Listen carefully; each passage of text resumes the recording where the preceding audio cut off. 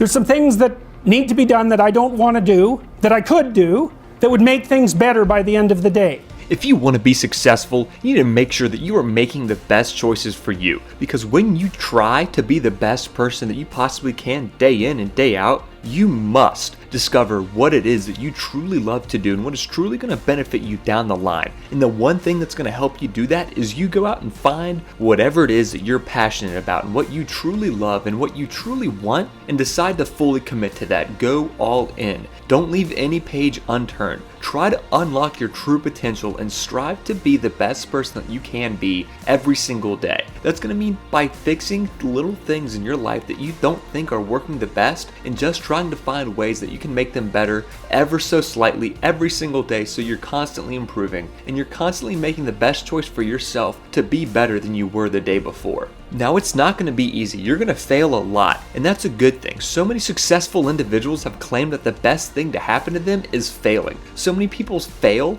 and they just quit, and that's what you can't do. You have to have the mental strength and ability to understand that failure is a great learning opportunity, and you can do so much with a failure. But if you give up, it's all said and done. But failure gives you an opportunity to come back and rise up to the occasion and keep pushing forward and finally achieve those dreams that you thought were impossible, because now they are possible.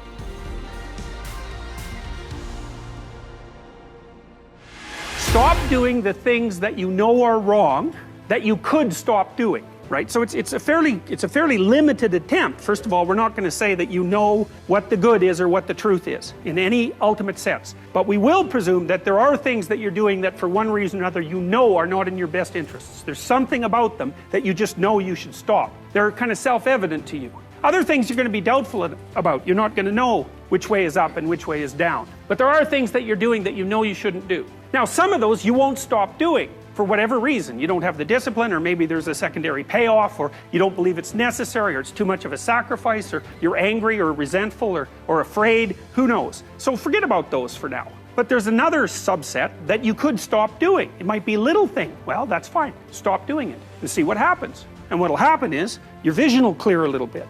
And then something else will pop up in your field of apprehension that you will also know you should stop doing, and that you could stop doing, because you've strengthened yourself a bit by stopping doing the particular stupid thing that you were doing before. That just puts you together a little bit more. I was thinking the other day, a journalist asked me why people are responding so positively to what I'm saying, the young men, for example, and I thought, why? Yeah, that's a good question. He says, well, I'm actually on their side. I'm really happy that they're not wasting their lives. I'm really sad to see that people are disenchanted and nihilistic and depressed and anxious and aimless and perverse and vengeful and all of those things. It's terrible. And then to see people question whether that's necessary and then to start to rise out of it. It's like, it's so fun. Like last night I was after my talk. It's overwhelming.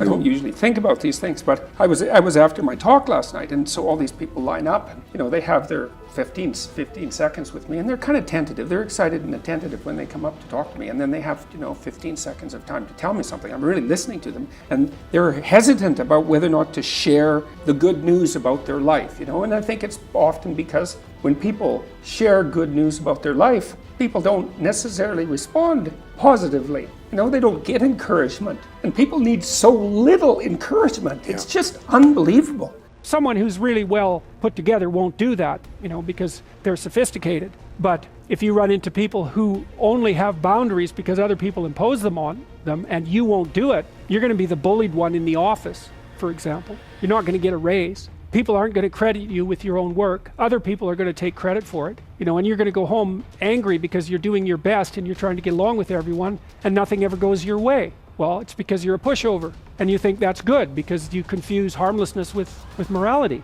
It's not right. Just because you can't do any damage doesn't mean you're moral. It just means you don't have the capability for mayhem, and that makes you a pushover. I mean, the Jungian stuff is very, very dark, It's very dark. Because his notion of what constitutes a moral human being is much different from the typical view. He really thinks you get that horrible side of yourself integrated so it's up there where you can use it. Because otherwise you're dangerous. You can't say no to people, and you'll go along with the crowd.